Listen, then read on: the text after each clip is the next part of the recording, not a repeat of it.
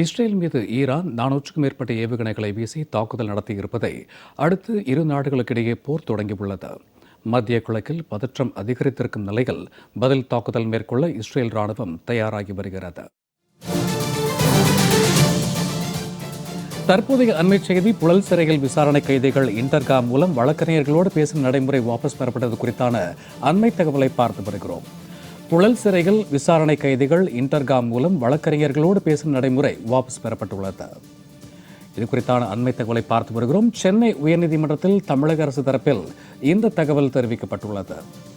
புழல் சிறை கைதிகளுக்கு இன்டர்காம் வசதி வாபஸ் பெறப்பட்டது குறித்து சென்னை உயர்நீதிமன்றத்தில் தமிழக அரசு தரப்பில் தகவல் தெரிவிக்கப்பட்டிருக்கக்கூடிய அண்மை செய்தியை பார்த்து கொண்டிருக்கிறோம்.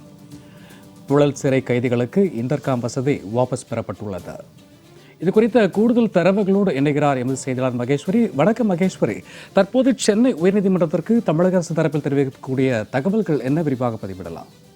சிறை கைதிகளை சந்திக்க வழக்கறிஞர்களுக்கு புதிய கட்டுப்பாடுகள் விதிக்கப்பட்டதை எதிர்த்து தாக்கல் செய்யப்பட்ட வழக்குகள் என்பது நீதியரசர்கள் எஸ்.எம். சுப்பிரமணியம் மற்றும் நீதியரசர் சிவஞானம் அடங்கிய அமர்வு விசாரணைக்கு எடுத்துக் கொள்ளப்படுகிறது. அப்போது சிறையில் உள்ள கைதிகளுடன் இன்டர்காமில் மட்டுமே பேச வேண்டும் என கூறுவதன் மூலம் அந்த உரையாடல் பதிவு செய்யப்படுகின்றதா என்ற ஒரு அச்சம் கைதிகள் மத்தியில் உள்ளதாக மனுதாரர்கள் சார்பில் வாதம் என்பது முன்வைக்கப்படுகிறது.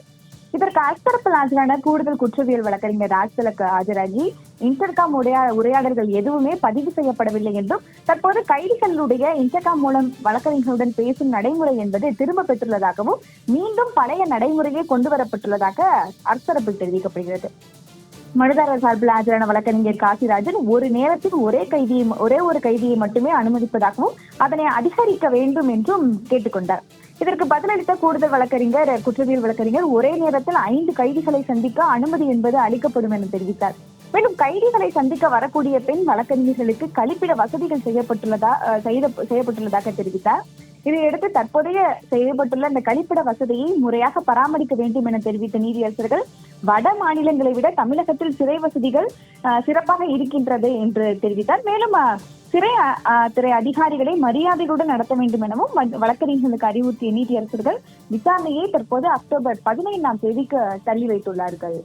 சூர்யா, இன்டர்காம் வசதி வாபஸ் குறித்த கூடுதல் தரவுகளுக்கு நன்றி மகேஸ்வரி.